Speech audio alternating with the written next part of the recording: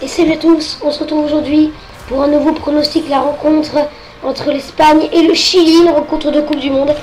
La deuxième journée des phases de poule pour le groupe B entre l'Espagne et le Chili. Une rencontre auquel on va pouvoir reparler de cette première journée dans ce groupe B avec l'Espagne qui s'est inclinée 5-1 face aux Pays-Bas et qui ça remet en cause leur chance de qualification pour leur première place dans ce groupe. Et le Chili s'est imposé 3-1 face à l'Australie. On aura le temps d'y revenir pendant cette vidéo, mais nous allons maintenant passer à cette rencontre et à ces hymnes nationaux.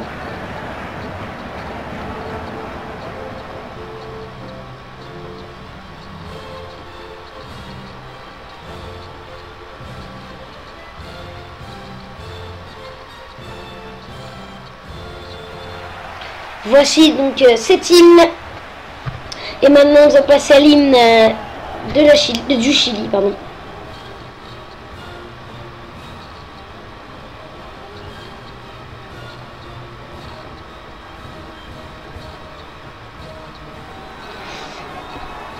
On y est donc à cette deuxième journée de phase de poule dans ce groupe B. Cette rencontre qui se jouera à 16h au Brésil, à 21h en France, qui aura lieu après le match entre les Pays-Bas et l'Australie.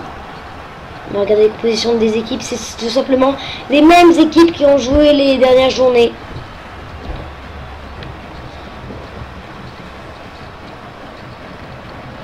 Donc voilà, en fait, si vous voulez, je fais ce match mardi, donc la veille de cette rencontre, et je n'ai pas encore vraiment vu les compositions probables. Donc je pense que ce sera cette équipe là qui jouera. De toute façon, il n'y a pas de problème. Voilà, c'est vrai que ça arrive des fois que je fasse des matchs un petit peu plus tôt. De toute façon, là c'est qu'un jour, hein, c'est presque, je pourrais dire, exceptionnel. Mais voilà, après il faut... Alors que la rencontre va débuter, donc il faut des fois que je prenne de l'avance. Et quand je peux pas, le jour même, je suis obligée de le faire avant. Comme c'est le cas là. Et donc voilà le coup d'envoi de cette rencontre entre l'Espagne et le Chili. On va regarder ce que donne cette rencontre, si l'Espagne réagit après sa lourde défaite, son humiliation face aux Pays-Bas 5-1. C'était vendredi dernier. Et est-ce que ça va placer un doute sur les épaules des joueurs espagnols? On verra voir ça tout de suite dans cette rencontre virtuelle également, puisqu'il y a la forme est comptée dans ce match virtuel avec Diego Costa pour Xavi. La première occasion espagnole, Xavi la frappe, voilà l'ouverture du score pour l'Espagne, goal. Et oui, le but pour Xavi et ses coéquipiers. Xavi donc qui ouvre le score, c'est très bien pour les Espagnols qui ne doutent pas dès le début de cette rencontre. Ils ouvrent le score. On va voir cette frappe de Xavi qui est vraiment très belle, qui va trouver la lucarne du but de Bravo, le gardien chilien, le gardien capitaine chilien qui encaisse la première occasion dans cette rencontre. Donc voilà, côté chilien, on s'est imposé sur le score 3-1 face à l'Australie. Ouais, le Chili vraiment qui est un candidat. Bon, moi je vous l'ai dit dans mon ancienne vidéo Espagne-Pays-Bas. Moi je vois bien le Chili faire quelque chose dans ce groupe. Surtout après la défaite de l'Espagne contre le Pays-Bas. Le Chili peut vraiment faire quelque chose. Et moi je vois un match nul pour cette rencontre. Je vois un match nul, 2 buts partout. Ou un but partout. Je verrais plutôt 2 buts partout entre l'Espagne et le Chili pour cette rencontre. Voilà, attention Vargas. La frappe de Sanchez qui part juste à côté des buts d'Iker Casillas. Et qui doit retrouver la confiance le gardien espagnol après son mauvais match face aux Pays-Bas avec une grosse erreur déjà. Mais pas que ça, il a vraiment pu faire un mauvais match. Le gardien espagnol, le gardien capitaine de la Roja qui doit vraiment retrouver la confiance. Mais moi, comme je vous dis, je ne pense pas que l'Espagne sera championne du monde. Et moi, sincèrement, si le Chili arrive à faire match nul... ça dépend après. Diego Costa, attention vers Jordi Alba. Ouh là là, elle pousse juste à côté cette frappe de Jordi Alba. Est-ce que le Chili sera à 4 points, l'Espagne a 1 point. Bon, l'Espagne je pense gagnera contre l'Australie. Mais après là, s'ils font un match nul et une défaite, ça peut sortir le fiasco pour les Espagnols. Et ils vont peut-être ne pas être excellents pour la rencontre contre contre l'Australie, même si devrait la remporter assez facilement. Donc on verra. Ce sera très serré, je pense, jusqu'à la fin entre l'Espagne et le Chili. Si le Chili arrive à faire une belle performance contre l'Aurora et à réussir à faire une victoire ou un match nul, ce serait déjà pas mal un match nul. Hein. Je pense que moi je vois un match nul. Voilà, comme je vous l'ai dit. Attention à Spilicueta. Non, la mauvaise passe récupérée par les joueurs chiliens.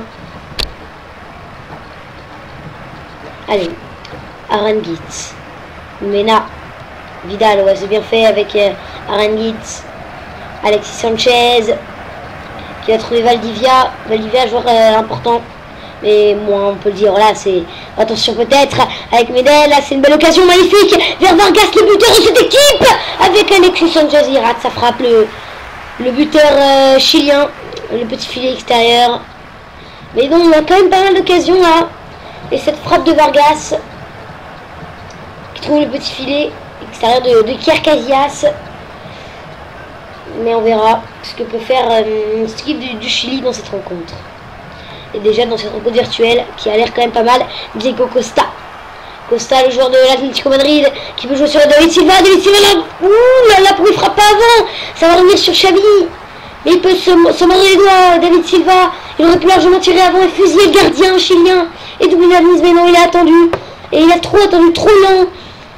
Et le joueur espagnol, David Silva, la passe elle est ratée. Elle est manquée. Et le dégagement, Ramos, non, récupération de Diaz.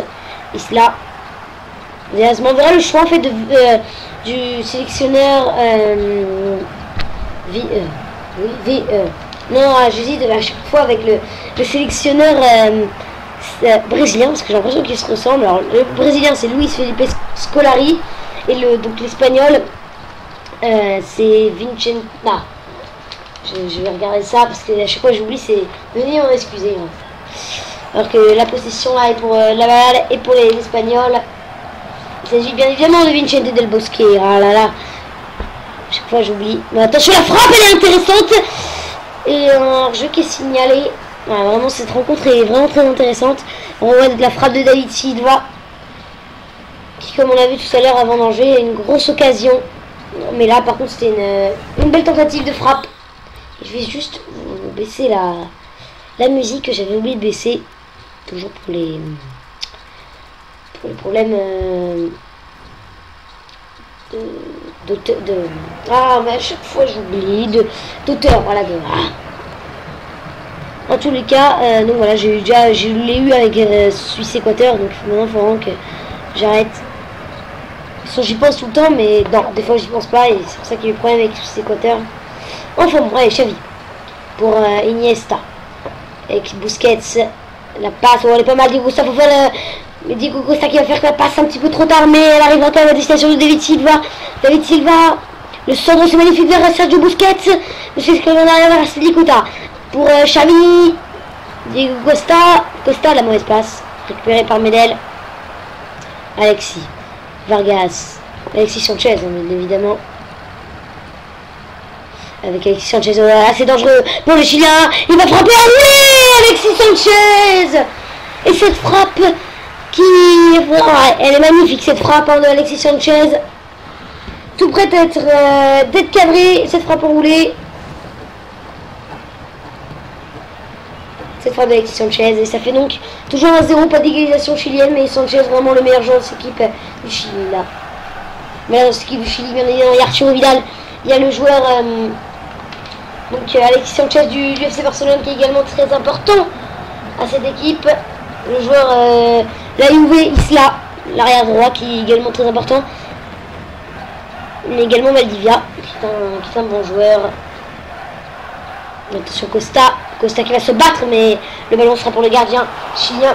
Bravo, qui compte, bon je vous parle, 80 sélections je crois. Donc ouais, 80 sélections à peu près pour le gardien. Bravo.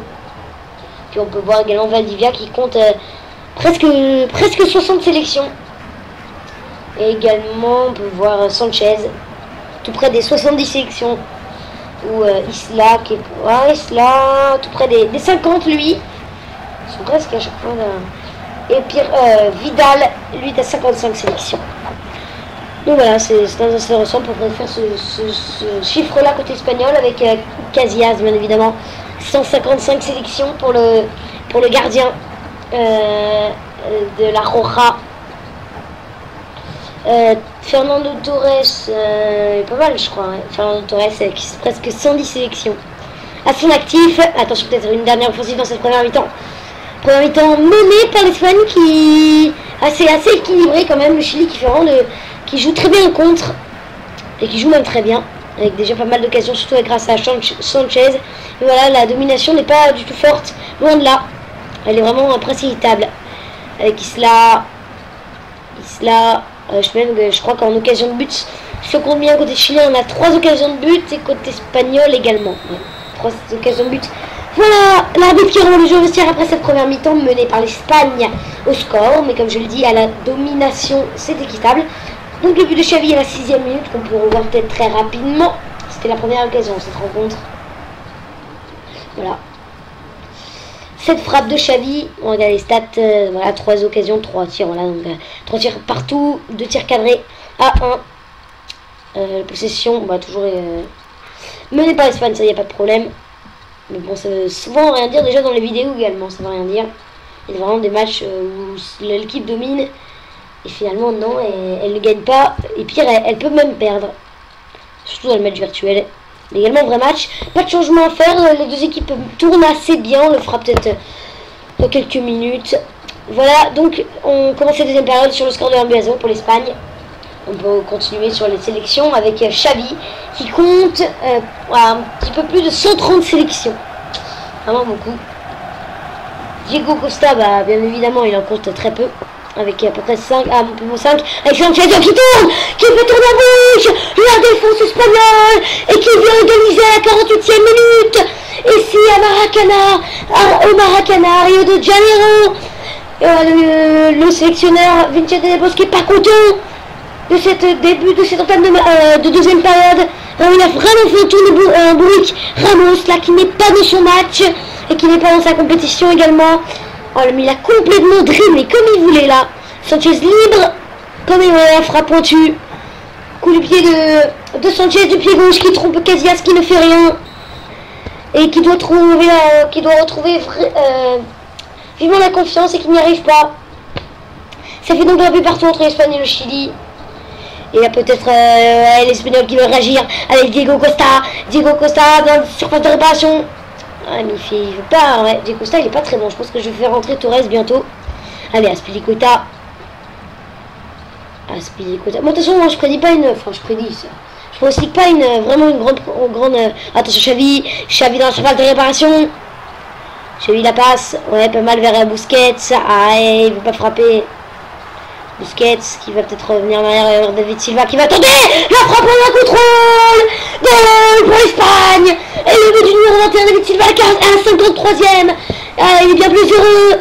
Le sélectionneur espagnol, ça fait 2 buts, la réaction immédiate pour les Espagnols à cette passe décisive de Busquets. Pour le but, en une frappe sans contrôle pour David Silva qu'on voit beaucoup. Avec ses chaussures assez spéciales. Ça fait 2 buts à 1. Pour l'Espagne, on va profiter pour faire un petit changement. Peut-être faire entrer Fernando Torres. Place de Costa. On verra ça. On va voir ça même maintenant.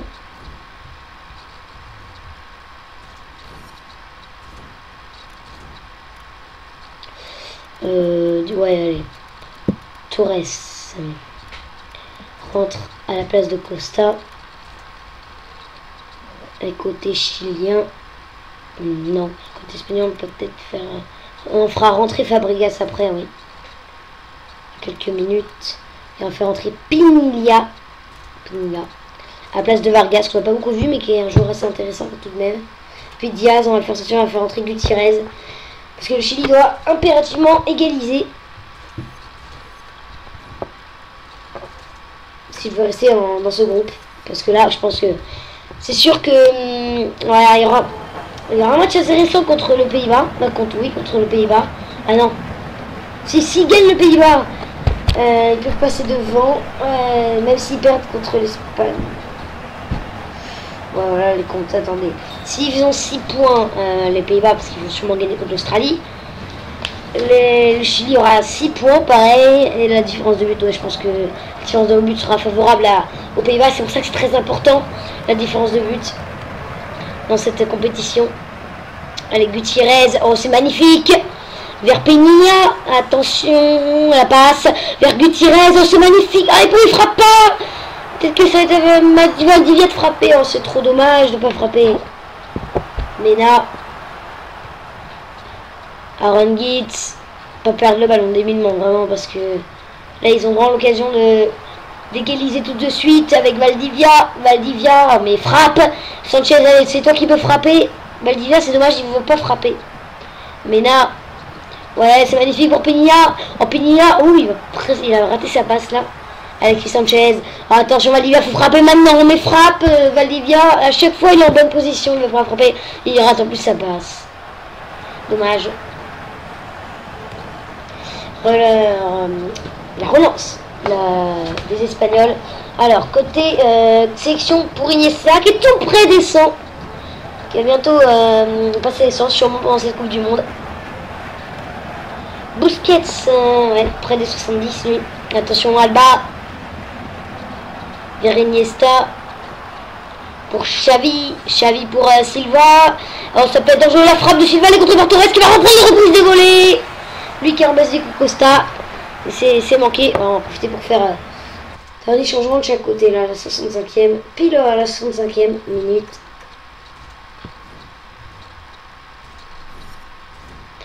Côté espagnol, peut-être faire sortir Xabi Alonso, faire rentrer Fabregas. David Villa. Non, pas Silva, ils vont jouer. Ah bah ouais, on va mettre Iniesta en milieu centre et David Villa à gauche. Côté chilien, il y a un dernier changement à faire. Beau séjour, ouais. Il a marqué un but, lui, contre l'Australie, une belle frappe. À la place de Sanchez, allez. Et bon, non, beau séjour, on peut le laisser là. Ouais, beau séjour, il peut jouer. Ah, il peut jouer plus défensif. À la place de Vidal, non. Non, on va le laisser comme ça. Ah mais non, c'est pas bon. Parce que Sanchez, excusez-moi, hein, je réfléchis là. Sanchez a besoin vraiment de jouer. Si c'est lui qui... Voilà, on va mettre beau séjour, milieu centre gauche avec Vidal, milieu centre droit. Et on va mettre Sanchez parce que c'est vraiment lui qui peut permettre à cette équipe du Chili de revenir. C'est lui qui marque, c'est lui qui se procure les plus grosses occasions pour le Chili. Avec déjà 4 tirs, c'est 3 frappes de Sanchez quand même. Hein. Faut pas l'oublier ça.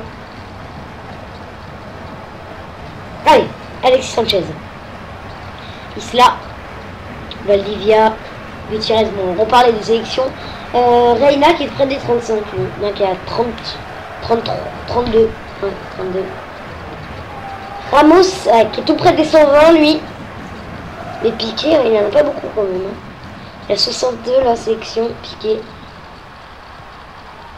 Penilla.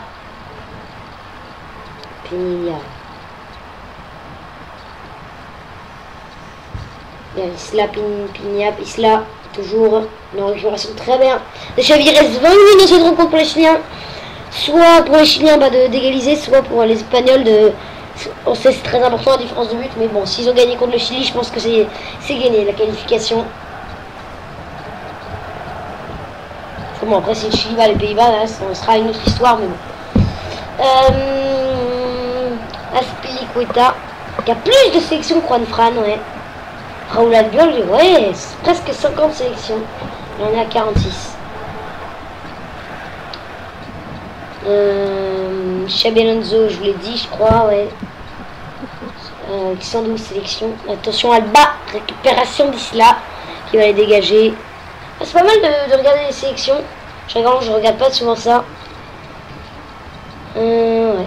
Enfin bon, allez, on va surtout s'intéresser à ça. La basse, elle est manquée, non, elle reste. Ah ouais, après, c'est le contrôle d'Alba qui est moins bon.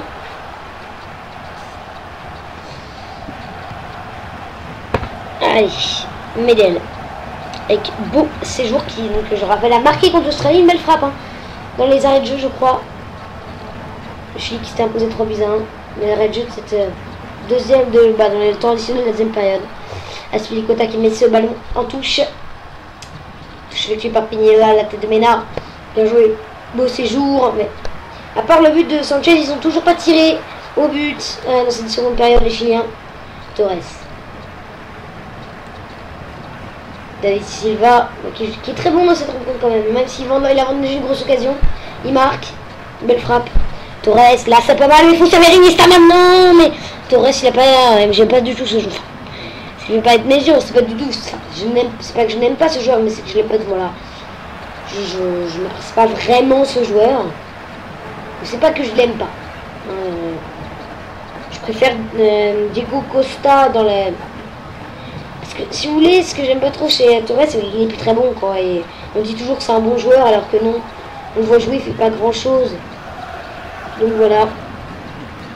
On verra. Alexis Sanchez. Isla. La passe en profondeur à Ramos qui dégage loin devant. La tête de Busquets vers Iniesta pour David Silva. Il y a une passe à faire là dans le dos, mais ouais, il est tout seul là-bas. Je sais pas qui monte tout seul. On va peut-être voir maintenant parce que Villa le sert. Ah, il voulait servir, c'était qui ça? C'était, ouais, voir maintenant, je pense. C'était Fernando Torres qui avait fait ce bel appel. Oh, mais dans le jeu, il est assez bien noté. Donc. Et Fabregas, la dernière occasion, c'est encore Fabregas, la frappe. Elle est pas cadrée. C'est frappe de Fabregas. Medel. Gutiérrez. Bon, la mauvaise passe. On pourrait revenir hein, là sur la mauvaise performance, même si j'ai un. Voilà, de cette Espagne, non, pour moi, là, ce sera peut-être un fiasco dans cette Coupe du Monde. On les a vus, ils étaient un petit peu à la deuxième période, c'est bon, ils avaient perdu le contrôle du match, hein, ça c'est sûr. Hein. Valdivia. Faire beau séjour, la passe dans le petit pont. La passe petit pont manqué. Et là, ça va être. Voilà. C'est là-dessus sur la victoire espagnole de Busan que l'arbitre envoie les joueurs au vestiaire. On voit la victoire de l'Espagne avec un but de Xavi à la 6e. David Silva à la 35e. Sanchez à la 48e avait égalisé entre ce temps. Et donc voilà, l'Espagne qui revient bien dans ce groupe. Dans ce groupe B. Mené bien évidemment par les Pays-Bas après leur victoire 5-1.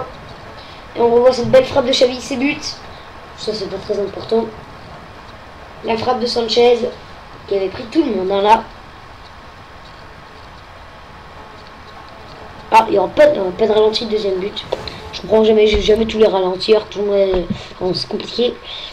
Qui a marqué? Donc c'est bien David Silva et Xavi. Pas ici, Busquets, ouais.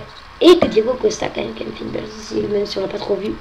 Arrête, il n'y en a pas eu de Casillas qui fait une vraiment très mauvaise rencontre encore. Hein. C'est dommage.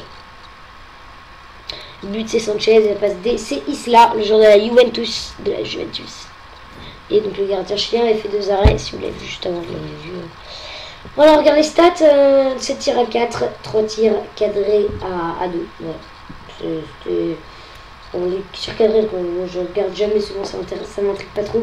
52% de possession à 48. C'était à quoi 5. Donc là. Donc pour le résumé de cette rencontre, l'Espagne a. C'était un match vraiment presque équitable, un peu plus dominé en seconde période par l'Espagne, mais un tout petit peu plus, hein, je dis bien.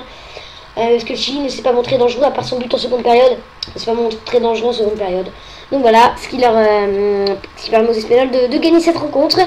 Et puis bah, c'est là-dessus qu'on va se quitter. Moi j'espère que vous avez apprécié cette vidéo. Vous pouvez liker, vous abonner, regarder les autres vidéos sur la chaîne. Et puis on se retrouve très bientôt pour d'autres pronostics de cette magnifique Coupe du Monde. Allez, ciao, au revoir.